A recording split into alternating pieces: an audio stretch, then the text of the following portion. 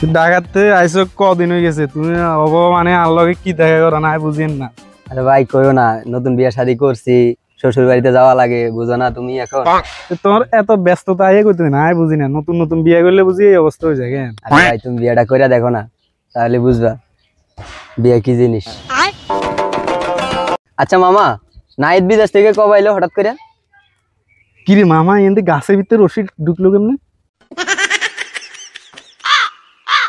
আরে বেটা বাদ দে এটা দিয়া, তা আমি তোরে কি কই এটা কও আগে। কিসে দেখো আমি বললাম যে তোরে নাহিদ বিদেশ থেকে কবে আইলো?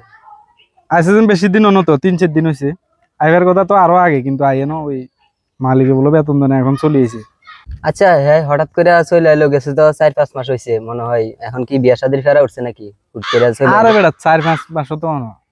আরে মামা কইস না, এগে বিদেশে তুমি চলে এসে দেশে আয় বলে রাজনীতি করবো বুঝছো। ও আচ্ছা, অন এই তো ব্যাপার। এত সময় ন, অন এত সময় এতে হঠাৎ করে বিদেশে তো আমার এদিনকে ফোন দিল, আমি তো মামা বিদেশ থেকে আসতেছি, বিদেশ থেকে আসি বলে রাজনীতি করবো।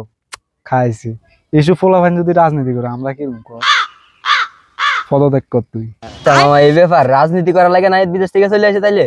হ্যাঁ মামা, ও এতে রাজনীতি করবো, এতে রাজনীতি করবো, কি রাজনীতি করবো তুই বুঝি না, তুমি বলো টিএম হইছো না, বেতন বলা হানো।